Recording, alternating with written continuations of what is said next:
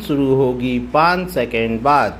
5, 4, 3, 2, 1 start. Lok Sabha और विधानसभाओं में महिलाओं के लिए 33% सीटें आरक्षित करने वाले नारी शक्ति वंदन संशोधन विधेयक के लोकसभा में पेश होते ही विपक्षी दलों की ओर से असहमति के स्वर उभर आए, लेकिन ये स्वर विरोध के लिए विरोध वाली राजनीति को ही अधिक रेखांकित कर रहे हैं। 2023 में जब यह विधेयक पारित हुआ था, तब विपक्षी दलों की मांग थी कि आखिर महिला आरक्षण को तत्काल प्रभाव से क्यों नहीं लागू किया जाता।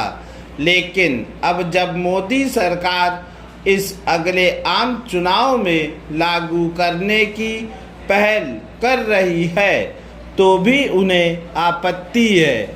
अब वे यह कह रहे हैं कि महिला आरक्षण से संबंधित परिसीमन को 2011 के बजाय नई जनगणना के आधार पर किया जाए।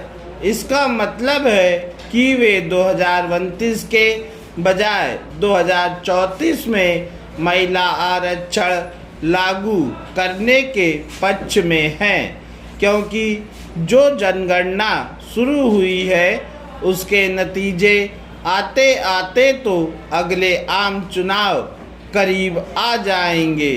कुछ विपक्षी दल इस आधार पर महिला आरक्षण का विरोध कर रहे हैं कि इसमें आरक्षण के अंदर आरक्षण होना चाहिए।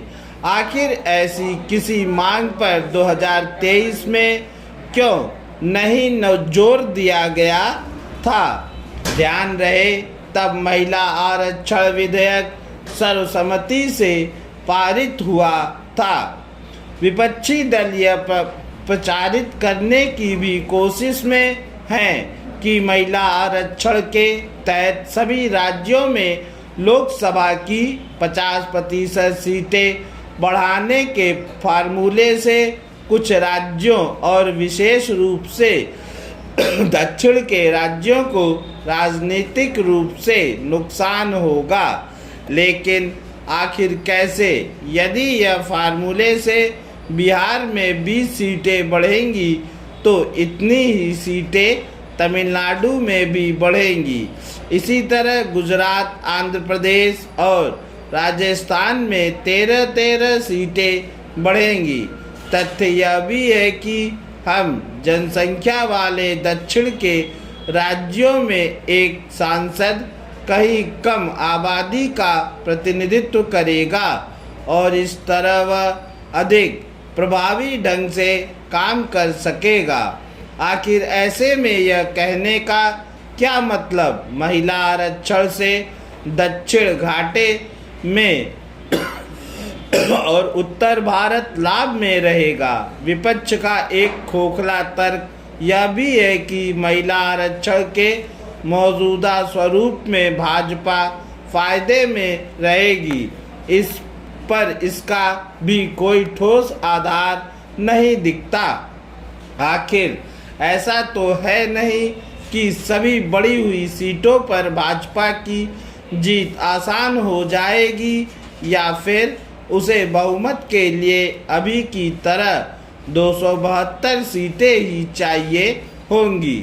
यदि विपक्षी दल महिलाओं की राजनीतिक भागीदारी बढ़ाने को लेकर वास्तव में प्रतिबद्ध है और वे उन्हें नीतियों के निर्माण में हिस्सेदार बनाकर राजनीतिक और साथ ही सामाजिक परिदृश्य बदलना चाहते हैं, तो वे महिला आरक्षण के पक्ष में उसी तरह खड़े हों जैसे 2023 में खड़े हुए थे, या फिर यह बताएं कि इस आरक्षण को और बेहतर तरीके से कैसे लागू किया जा सकता है।